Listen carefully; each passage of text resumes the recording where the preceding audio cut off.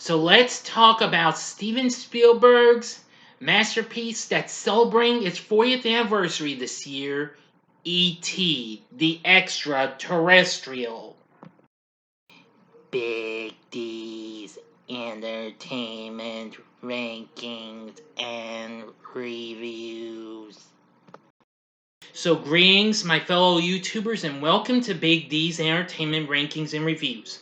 My name's Doyle, better known to you as the Big D, and this time around I bring to you a review of the 1982 sci-fi classic E.T., the Extra-Terrestrial, released by Universal and produced by Amblin Entertainment. Of course, I believe this would be the first film to be produced by that, as that, of course, is Steven Spielberg's company. But I might be wrong. Spielberg produced and directed the film, and the story was written by Melissa Matheson. It tells the story of a young boy who befriends an extraterrestrial who is left behind on Earth. Along with his friends and family, he must find a way to help the extraterrestrial, E.T. for short, return home while avoiding the government. The film stars Henry Thomas along with Dee Wallace, Peter Coyote, Robert McNaughton, and a young Drew Barrymore in one of our first films. Yes. Now, this was really a big one, what have you, and was one of Spielberg's biggest films for Spielberg until Jurassic Park surpassed it. But I'm getting ahead of myself. Let's get into the story.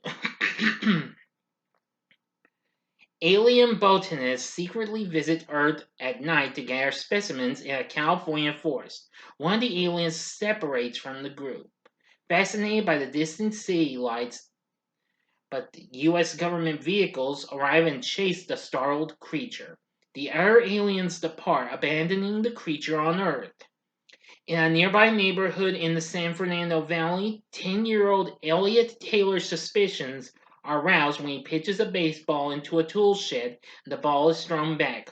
Later that night, he returns with a flashlight and discovers the creature among the cornstalks. The creature shrieks and flees the scene. Despite his family's disbelief, Elliot leaves a trail of candy to lure the alien into his house. Before bed, he realizes that the alien is imitating his movements. The next morning, he feigns sickness to stay home from school and play with him.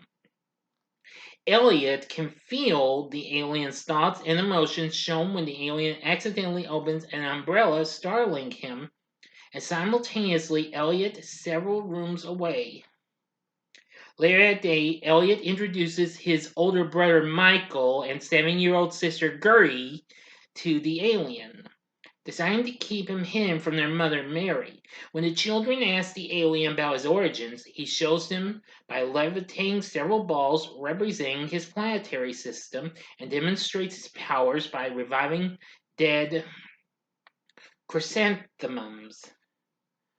He demonstrates his healing power through his glowing fingertip on a minor cut on Elliot's finger. At school the next day, Elliot begins to experience a much stronger empathic connection with the alien, including exhibiting signs of intoxication because the alien is at his home drinking beer and watching television, and freeing the frogs in his biology class. As the alien watches John Wayne kiss Maureen O'Hara in The Quiet Man on television, Elliot kisses a girl he likes similarly and is sent to the principal's office. The alien dubs himself E.T., reading a comic strip where Buck Rogers, stranded, calls for help by building a makeshift communication device and is inspired to try it himself. E.T. gets Elliot's help to build a device to phone home by using a speaking spell. Michael notices that E.T.'s health is declining and that Elliot is referring to himself as we. Throughout this, the boys are unaware that E.T. is being tracked by government agents and are being spied on. On Halloween night, Michael and E.T. reverse that. Michael and Elliot dress E.T. as a ghost to sneak him out. Sorry about that. I got ahead of myself again. My bad. Elliot and E.T. head through the forest where they successfully call home. The next day, Elliot wakes up in the field finding E.T. gone. Elliot returns home to his worried family. Michael discovers E.T. dying next to a culvert and takes him home to an also dying Elliot. Mary becomes horrified upon discovering her son's illness and the dying alien. Just as a group of government agents dressed in biohazard suits, led by Keys, invades the house. Alright, now for the final act and the ending. As always, you know the procedure. You have 5 seconds to stop this video. Go to the description box below. Fast forward to the time below. If you've seen the movie already, please continue on. Here we go.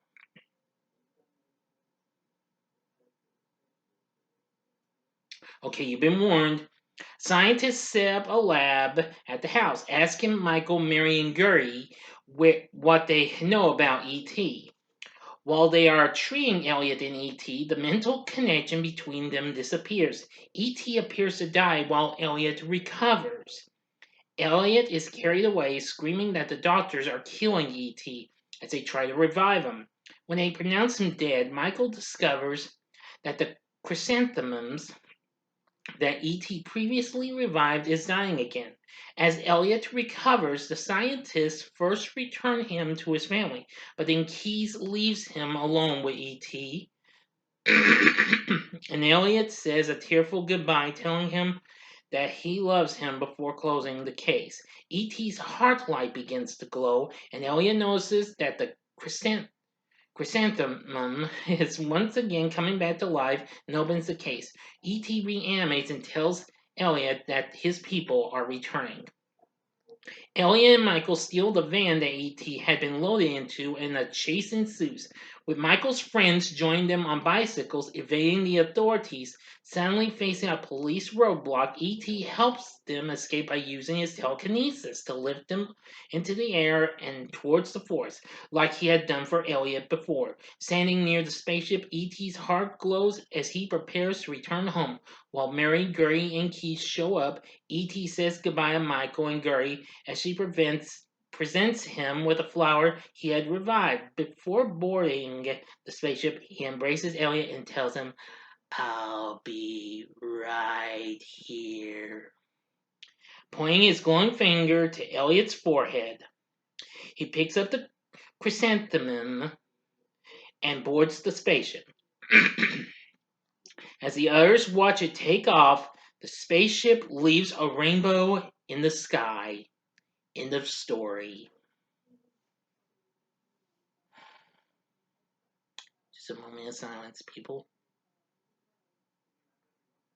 Alright, so what did I think of E.T., the Extra-Terrestrial? I'm going to say I love this movie. I still remember seeing this as a child, although I was only 2 years old when this came out, but I do remember having have a big nostalgia factor for this. I mean, I remember me and my brothers had ET T-shirts, and I used to have an ET reel-on book and recording that Disneyland Records put out, which was narrated by Guri. I know you can find that on YouTube, as a matter of fact. What else? There was also the ET cereal as well. Well, there was tons of things that came out and what have you. Oh, there was also a big record album featuring Michael Jackson. Oh, and just lots of stuff. Sorry, everyone. I'm just having some issues here. Anyway, yeah. Anyway, the film's concept was based on an imaginary friend that Spielberg created after his parents' divorce. And let's see, Spielberg met with Miss Matheson and developed a new story from the unrealized project Night Skies. In less than 2 months, Matheson wrote the first draft of the script titled E.T. and Me, which went through 2 rewrites.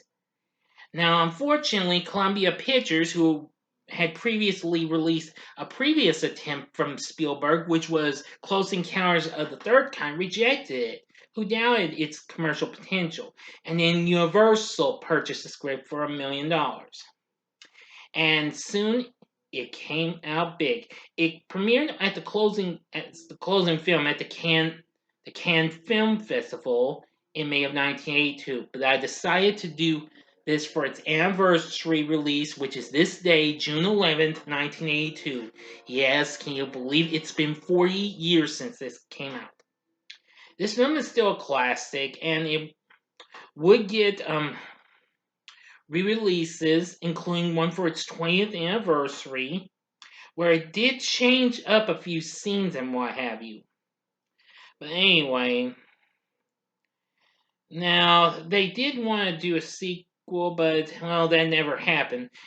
But there was a short film sequel done by Xfinity, which was titled A Holiday Reunion, which Henry Thomas returned as an adult version of Elliot. That was really something really cool. Anyway, E.T. would go on to be a big success.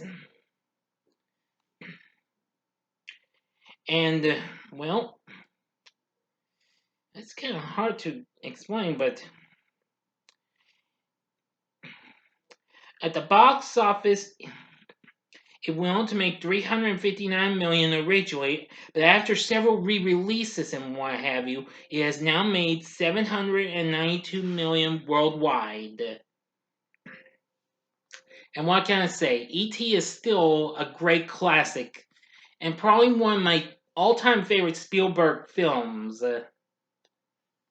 Yes, you heard me correctly.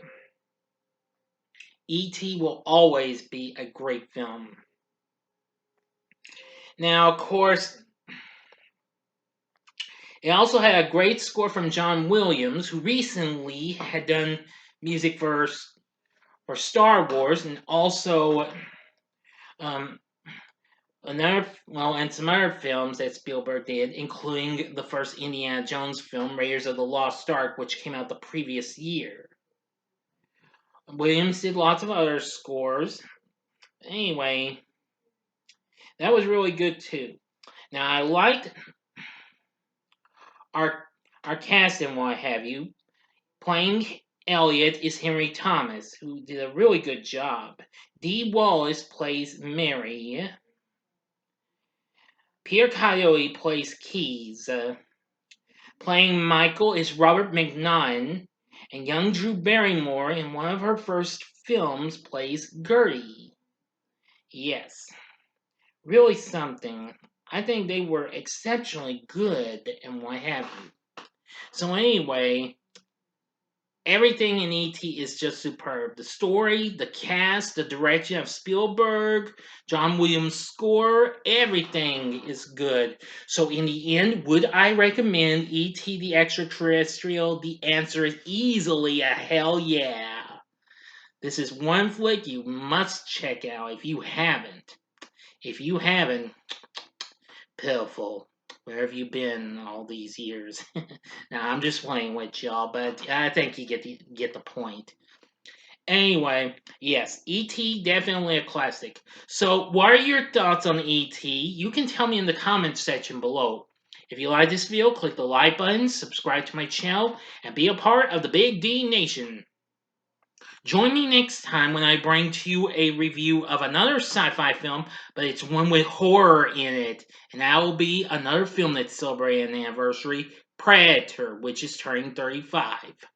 So thanks for watching, and if you like this, consider checking out my reviews of these other films of Spielberg's. In the upper left-hand corner is my review of Jaws from 1975. The upper right-hand corner is my review of the film I just talked about a little bit ago, Raiders of the Lost Ark. Or if you'd like something else, go to the bottom left-hand corner and see the playlist I made for my re-reviews of the Star Wars franchise, but it's just mostly on the Skywalker saga and the two anthology films, Rogue One and Solo. And the bottom right-hand corner is the button you can click to subscribe. If you like rankings and reviews on movies, TV, music, video games, etc., then I'm your guy. Thanks for watching. Until next time, I'm the Big D saying, see ya.